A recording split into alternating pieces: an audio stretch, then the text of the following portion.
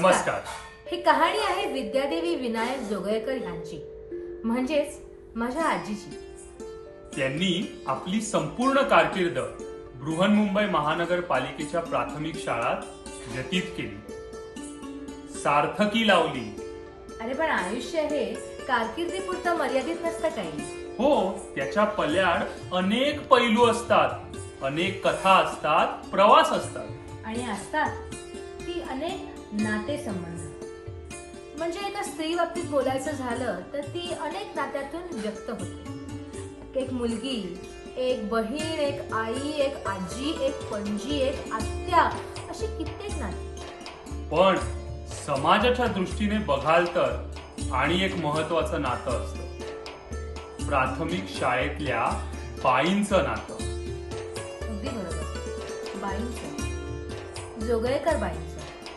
आज माझी ज्या आजी असती तर तिचा 100वा वाढदिवस असता, जोगळेकर बाईंचा शतक. आणि म्हणूनच तो सादर करतोय हा दस्तावेज, सेंचुरी ऑफ अ टीचर, एका शिक्षिकेच्या शतकी खेळची ही कहाणी. अक्का, हॅपी बर्थडे. तुझ्यासाठी एक कविता, शाश्वत. 100 झाली अक्का, पण तू अजून इथेच आहेस. देवघरात, स्वयंपाकघरात, स्टडी रूम मध्ये, आठवणींच्या गाठींमध्ये. तुझ्या कुशीतली झोप आजही मनात आहे. तुझा तो शांत सूर रोज हळूच गातो काही. आज केक नाही कट केला, पण तुझं नाव ओवायला बनाने. डोळ्यातून वाहतं पाणी, शांतपणे, हळुवारपणे. तुझं हसू शुभ्र केसात लपलेलं आताही चमकतं. घरातल्या भिंतींना तुझं अस्तित्व गुंजवतं. स्वरा आणि आर्या, तुझीच छबी दोघांमध्ये दिसते. कधी चालण्यात, कधी हसण्यात, त्यांच्या वागण्यात तुझी सवय दिसते. तू गेलीस, पण खरंच गेलीस का? घर अजून अगदी तुझंच वाटतं. 100 वर्षाची झालीस, पण आमच्यासाठी मात्र शाश्वतच राहिलीस. हॅपी बर्थडे अक्का. Happy birthday. Happy birthday happy birthday. अक्का ॲज अ टीचर. लहानपणी खेळता खेळता अक्काने खडू आणि फळा आणून दिला. त्यानंतर तिचे पेपर तपासताना कधी कधी मला टोटल करायचं काम असायचं उन्हाळ्याच्या सुट्टीत. कळलंच नाही की तिचा आदर्श कसा मनात बिंबत गेला आणि टीचर असणं एक महान करिअर आहे हे लहानपणापासून जाणवायला लागलं. एक आठवण स्पष्टपणे लक्षात आहे, म्हणजे एकदा अक्काने मला वाटतं 15 ऑगस्ट किंवा 26 जानेवारीला तिच्या शाळेत घेऊन गेली होती.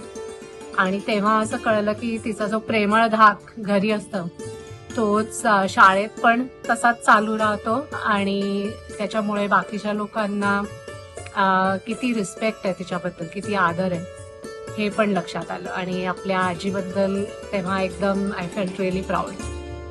अशा 2 आठवणी आहेत माझ्या. शुभांगी जेव्हा बरोबर होती तेव्हा तिला इडली खाण्याची इच्छा झाली. मला सांगितलं, अरे आपण इडली हवी आहे म्हणलं. ठीक आहे, अक्का येईलच आता. अक्का आल्यावर मग आपण मागू. हां, आणि अक्का म्हणजे अक्कांनी मागवलेली इडली आम्ही मागवणार होतो, पण त्याच्या आधीच अक्कानी तयारच इडली आणलेली होती. आणि ते तर खरं माझ्याकरता पूर्ण सरप्राईज होतं. नुकतेच डोहाळे लागलेले असतील मला, आणि ती इडली खाण्याची इच्छा, पहिली इच्छा माझी अक्काने पूर्ण केली आहे, मी कधीच विसरणार नाही. आणि दुसरी गोष्ट म्हणजे अक्कांना मी पहिल्यांदा भेटले ते अक्कांच्या 75ला.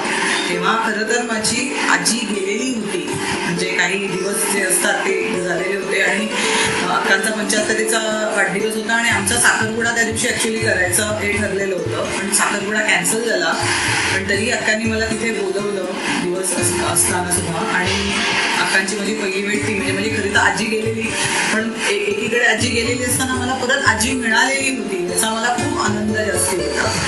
अक्कांची ओढ आमच्या मनामध्ये कायम आहे आणि ती तशीच राहील. एकदा काय झालं की म्हणजे निश्चयाचा जन्म झाला आणि बारसं अगदी 1-2 दिवसावर येऊन ठरलं. तेव्हा अक्काचा फोन आला म्हणजे काय नाव ठेवणारच. म्हटलं नाही, नाव तसं काय मी सांगत नाही, तेव्हा कळेल. नाही ना, मला आधी नाव सांग. तेव्हा मी सांगितलं की नीरव नाव ठेवलं. आता जरा 2 मिनिटं काही बोललीच नाही आणि नंतर एकदम मला पटकन बोलली की अरे ही कसली निर्वानिर्वीची नावं. तिने हेही सांगितलं नाही की हे ठेवू नकोस किंवा हे चांगलं नाहीये. तिने फोन ठेवून दिली. मी शुभांगीला सांगितलं हे सगळं की त्याचा असा फोन आलेला आणि असं आम्ही दुसरं नाव ठरवलं. मग निश्चय नाव ठरले. आणि नंतर काय झालं की बारशाच्या वेळेला भाव्यांकडे असं आहे की सगळं सागर संगीत झालं पाहिजे, त्यामुळे व्यवस्थित भटजी वगैरे बारसं केली. तेव्हा ते गुरुजी विचारत होते की पणजी आहे का? आहे, पणजी आहे. म्हणाले हो, मग सोन्याची फुलं उधळली पाहिजे. मग बारशाच्या दिवशी अक्कानी निश्चयाच्या डोक्यावरून सोन्याची फुलं उधळली आणि मग आत्या ती जमा करते, तशी ती संपदानी जमली. आणि तो जो क्षण होता की अक्का ती फुलं उधळते, तो क्षण अक्काला अक्षरशः म्हणजे अविस्मरणीय होता. आणि तिच्या डोळ्यात ते दिसत होतं की हा, की आता मी खूपच म्हणजे ती आनंदी वाटत होती. आणि नात्यांमध्ये आणि नातेवाईकांमध्ये रमलेली अक्का, तो क्षण म्हणजे तिचा परमोच्च क्षण.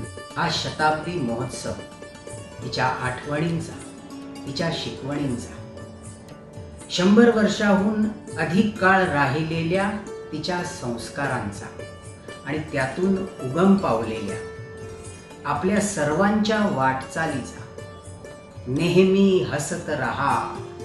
कितीही मोठी अडचण जरी आली ना, तरी तिचं ते शांत स्मित, प्रेम, माया, आपुलकी शब्दांनी नाही कधी सांगितली. तिच्या छोट्या छोट्याशा कृतीतून आपल्याला ती नेहमीच जाणवी. साधेपणातील तिची श्रीमंती आणि माझा हा जन्म तुझ्याच भल्यासाठी ही तिची वृत्ती. अक्का, तुझ्या आठवणींचा अमूल्य ठेवा आज आम्ही साजरा करतो आणि ह्या प्रकाशमय प्रवासाला आमचं नमन. माझ्या आयुष्यातील प्रत्येक टप्प्यावरती अक्काचं मार्गदर्शन, अक्काचा आधार, अक्काचा धाक आणि अक्काचा धीर होता. अतिशय कणखर पण तितकीच प्रेमळ असं अक्काचं व्यक्तिमत्व होतं. एक प्रसंग नक्की आठवतो. मी जेव्हा मस्कतला जायला निघालो आणि जातेवेळी अक्काचा आशीर्वाद घ्यायला जेव्हा मी गेलो, तेव्हा आयुष्यातील फक्त पहिल्यांदाच मी अक्काच्या डोळ्यामध्ये अश्रू पाहिले. घळाघळा अश्रू होते. अर्थात माझी अवस्था काय फारशी चांगली नव्हती. अक्काकडून मी एक वचन घेऊन निघालो होतो. अक्काला म्हटलं की अक्का, तू मस्कतला नक्की यायचं बरं का. अक्का म्हणाली की तुझ्यासाठी आणि प्रवासाठी मी नक्की येईन. कदाचित तिच्या आयुष्यातील तो पहिला आणि शेवटचा परदेश दौरा होता. तब्बल 1.5 ते 2 महिने अक्का अतिशय समाधानाने, सुखाने, आनंदाने मस्कतला राहिली. अख्खं ओमान आम्ही पालथं घातलं. आणि बघता बघता अक्काचा मुंबईला जाण्याचा दिवस ठरला. जाण्याच्या दिवशी अक्काने मला म्हणाली की विवेक, खरं सांगू का रे, अरे माहेर पण केलंच रे. माझ्यासाठी माझ्या आधारवडाने दिलेली ती कौतुकाची थाप, हे म्हणजे आयुष्यातील सर्वात मोठं मेडल होतं आणि असणार आहे कायमस्वरूपी. त्यामुळे आज अक्काच्या स्मृती दिनाच्या दिवशी माझ्या अनेक अनेक वंदना. नमस्कार अक्का. अक्काबद्दल किती आणि काय बोलणार.